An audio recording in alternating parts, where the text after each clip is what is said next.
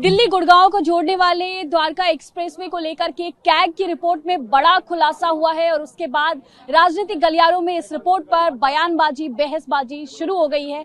आम आदमी पार्टी लगातार इस प्रोजेक्ट को लेकर केंद्र सरकार पर हमलावर है और साफ तौर पे बीजेपी सरकार पर कई सारे सवाल खड़े कर रही है। और इसी के तहत आज एक्सप्रेसवे पर आम आदमी पार्टी के स्पोक्स पर्सन प्रियंका कक्कड़ सहित तमाम जो बड़े नेता हैं वो पहुंचे हैं और सीधे तौर पर इनसे ही बातचीत करते हैं। मैम, जिस तरीके से रिपोर्ट में खुलासे हुए हैं उसके बाद क्या लगता है किस तरीके से कार्रवाई होगी? आप लोग भी यहाँ पर आई हैं, आप लोग सवाल कर रही हैं लगातार सरकार से, ऐसे में आगे किस तरीके की कार्रवाई की उम्मीद कर रही हैं? देखिए, प्रधानमंत्री मोदी ने अपनी सारी इन्वेस्टिगेशन एजेंसीज को विपक्ष के पीछे लगा रखा है, जबकि साफ दिखता है कि सबसे भ्रष्ट सरकार, ऊपर से नीचे तक भ्रष्टाचार में लिप्त सरकार है मोदी सरकार। और सीएजी की रिपोर्ट के बाद इसमें कोई संदेह नहीं रहा। ये सड़क 18 करोड़ प्रति किलोमीटर के हिसाब से इसका अप्रूवल हुआ था, पर बिना किसी अप्रूवल के 251 करोड़ प्रति किलोमीटर के हिसाब की बन रही है ये।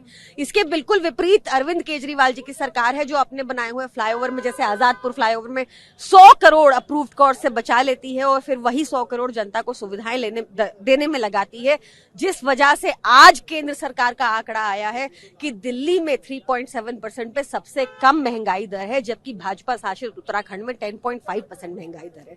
तो बहुत जरूरी है कि मोदी जी बार बार बोलते तो हैं करप्शन की बात, पर वो कुछ ऐसा करते नहीं है। उनकी सरकार सबसे ज्यादा करप्शन में लिप्त है, इसलिए अब तो अच्छे दिन तभी आएंगे जब मोदी जी जाएंगे। लगातार आप लोग अभी नारे भी लगा रहे थे, लेकिन एजेंसी पे किस तरीके की कार्रवाई की उम्मीद कर रही है? क्योंकि 14 गुना ज्यादा खर्च किया गया है, ये बड़े नंबर से बड़ा आंकड़ा है, बड़े पैसे हैं, ये किसी और प्रोजेक्ट पे लगाए जा सकते थे। और जिस तरीके के आरोप और जिस तरीके की रिपोर्ट्स में तमाम बातें निकल कर आई है, वो कई सारे सवाल खड़े कर रही है। ऐसे में आगे की रणनीति आपकी क्या है? देखिए, ये 14% बड़ा नहीं है, ये 1728% बड़ा घोटाला हुआ है।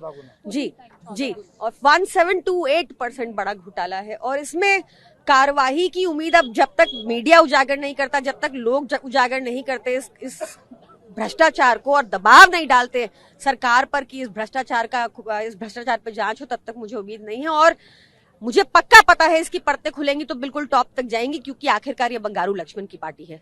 चलिए, तो बहुत बहुत शुक्रिया बातचीत करने के लिए। तो जिस तरीके से आम आदमी पार्टी की तरफ से लगातार इस कैग की रिपोर्ट के सामने आने के बाद बीजेपी सरकार पे कई सारे सवाल खड़े किए जा रहे हैं, वहीं दूसरी तरफ बीजेपी जो है इस पे लगातार अभी फिलहाल कोई प्रतिक्रिया नहीं आई है। लेकिन लगातार जिस तरीके से आम आदमी पार्टी के तमाम नेता लगातार इस बात को कह रहे हैं कि ये जो घोटाला है एक बड़ा घोटाला है और इसी के थ्रू वो लगातार बीजेपी सरकार पे तमाम दूसरे कामों को लेकर के भी सवाल खड़े कर रहे हैं। और बीजेपी जो लगातार भ्रष्टाचार पे दूसरी पार्टियों के सवाल खड़ी करती है, उनके ही भ्रष्टाचार के इतने बड़े एक घटना को उजागर होने के बाद उन पे लगातार सवाल उठा रही है और कह रही है कि ना खाएंगे और ना खिलाएंगे का जो प्रधानमंत्री मोदी का नारा है, कहीं ना कहीं वो यहाँ पर विफल होता हुआ दिखाई दे रहा है। कैमरामैन विजय के साथ ऋतु रोहिणी, TV9।